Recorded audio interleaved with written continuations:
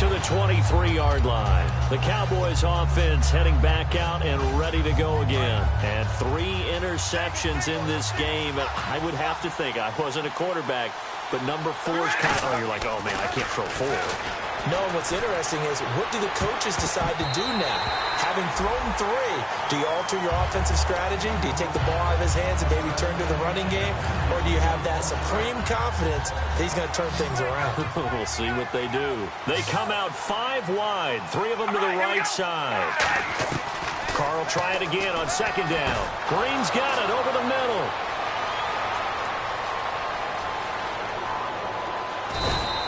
A big play there on the catch and run. 68 yards. When the big guy rumbles down the center of the field and he gains leverage on a guy trying to cover him, it is really, really tough for the defender to get through him to make a play on the football. That's why guys love to throw that route. Down the middle, throw it deep. And he will score. Touchdown, Cowboys. Derek Carr, his 2nd touchdown of the game, his 3rd on the year. And the Cowboys have taken the lead here in the 4th quarter. Carr will look to throw. His pass caught at the 4. And he will not get there. He comes up short. And they're unable to push this lead to a field goal as it'll remain a 1-point game. This will be fielded on the back line of the end zone. And he's able to get it across the 20, but not by much, as he's marked down at the 21-yard line. And now out on the field, here comes Los Angeles. And after the field goal last time, we'll see what they can get here. At least they got points out of the last drive, Charles. I've never met an offensive coach that didn't want to drive to end with a kick. Most of them want to end with a PAT, right? In this case, a field goal, they'll take it. Way better than the alternative, which is a punt. Yeah, but you met fan bases that wanted that, that weren't happy with that field goal. I haven't met a fan base yet that wants to drive to end with a kick, other than the extra point. That's it. The offense certainly looking to score some points, but they also need ball security here late as we get down to the final moments of this one. And that is incomplete.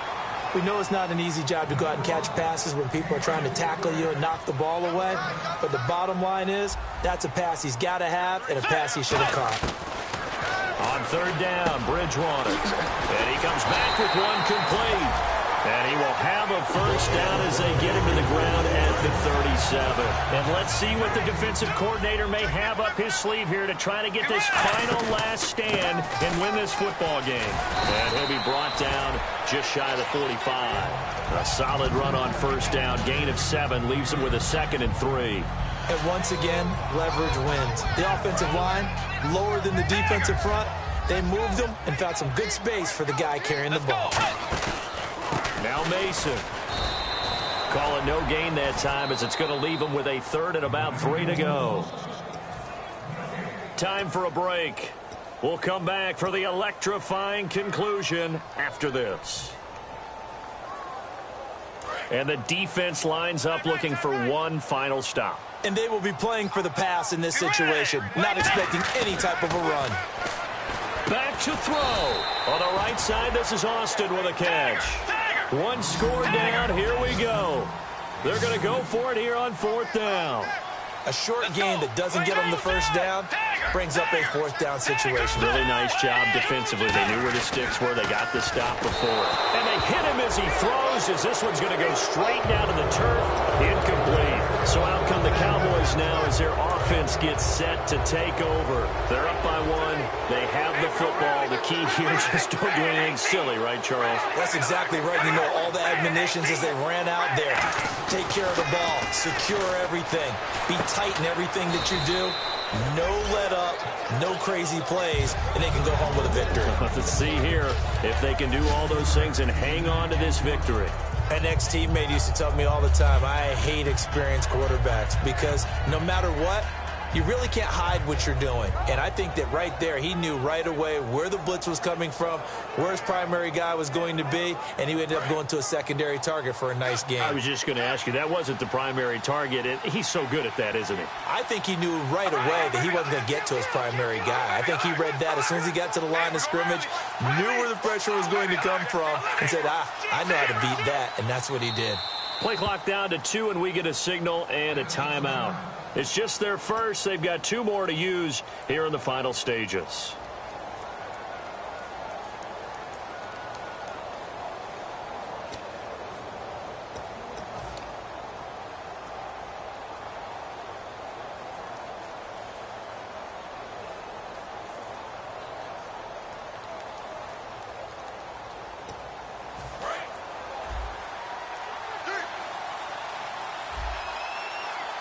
Looking to jam the receivers at the line here. Press coverage look defensively. Oh, design run for their wideout. And a short gain there down to the 37-yard line.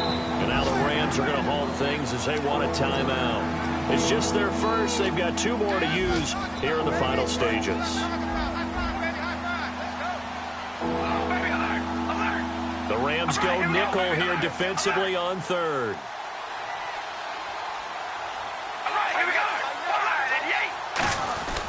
They'll try and run some clock now with Elliott.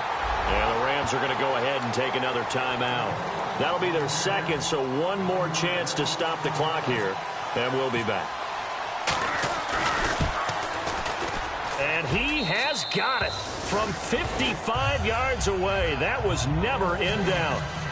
So they get the 3 here, but you wonder whether that's going to be enough. Yeah, I mean, you've now made it so they need a touchdown rather than a field goal to catch them. But you're right. If they'd gotten 6 out of that drive, this would be a much different game. So now here are the Rams as their offense comes back out. 1 possession game. Time very much a factor. How does the offense handle this situation?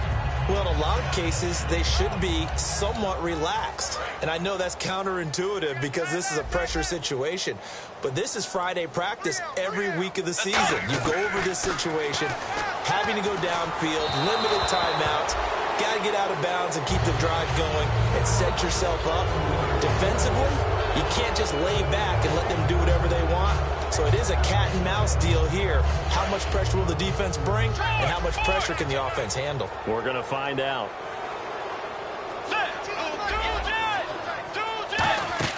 He's back to throw. Now a desperation throw deep downfield. And, oh, a crusher there as it's intercepted.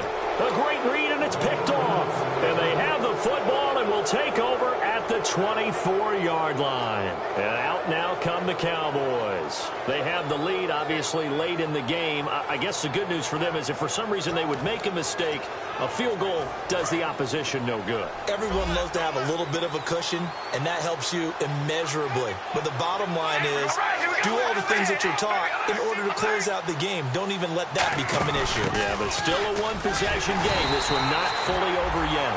And play is stopped here. Timeout. It's the defense calling the timeout here.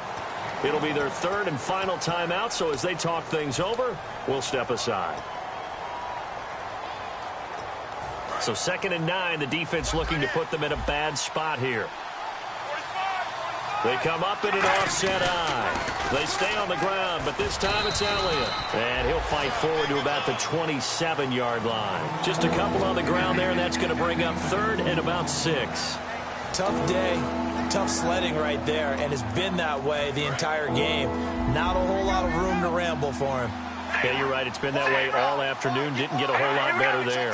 So 3rd down, and defensively, the Rams have added 2 extra DBs. Now Carr. He's going to loft one deep left side here. And it's incomplete. They're still throwing to the very end.